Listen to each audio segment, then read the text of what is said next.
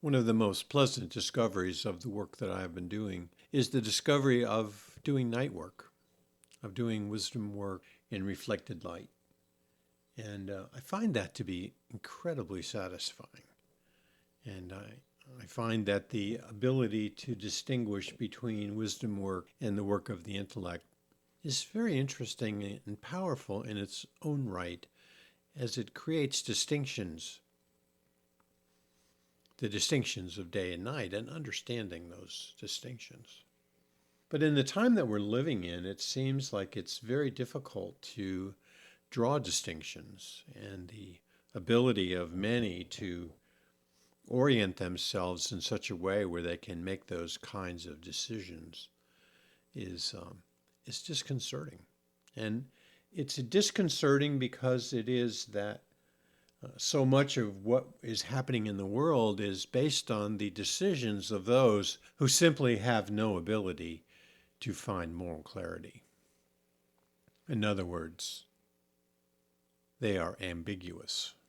They are ambiguous with regards to their understanding of how much their personality has sent them astray and how victimized they are by their own devices and desires. And we all suffer that. I don't point the finger here because it always comes back to my ability to decide what I want to do and how I want to be. But it's very clear in these trying times that there is a concerted effort to enhance moral ambiguity. In other words, there are those who want to make it more difficult to come to a sound decision based on our work in the divine hierarchy, based on our calling. So that ambiguity is highly prized by those who seek to use trickery. Or maybe a better word is pretext. There's a lot of pretext going on of who's doing what to who and what are the pretexts. There's a very famous pretext. Yeshua found himself in the arms of pretext. And that was the pretext to use to murder him. And everyone agreed on this pretext, and they said, as a result of this pretext, that Yeshua is the King of the Jews. Well, we can't have that. Can't have that happening. Pilate said, "No, I don't want that guy as king." And the Sanhedrin said, "He's not our king." And so those were the pretexts, the claims that Yeshua didn't make for himself that were used against him. And there are many pretexts out there today. And so it's really important to be able to draw distinctions and to move away from the ambiguities that are presenting themselves every day, all day, every second of the day, as we are confronted by designed ambiguity. So what's the antidote to that? Well, the antidote to that is certainly finding your calling in the divine hierarchy and spending a little bit of time in the wilderness to develop your ability to find moral clarity.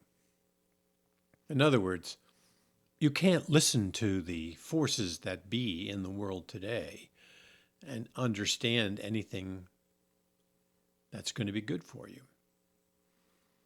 So you have to separate. You have to separate yourself.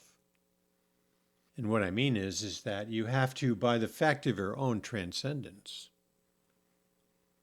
no longer associate yourself with the collective. And that is by the definition that we might find ourselves. We are no longer part of the collective. We are members of the divine hierarchy, and in that membership we have a kind of transcendence to allow us to be above the fray of information distortion. So in other words, I'm not feeling above the fray with regards to the actions of others around and the consequences of the world that's foisted on me. I don't feel above that, but I feel definitely as though there is a transcendent reality which allows me to, from my calling in the divine hierarchy, to understand my gaze on the world around me. So it's a very important kind of consideration.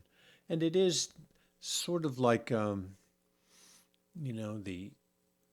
text in the Gospel of Thomas, which says, you are going to be either eaten by the beast or you will eat the beast.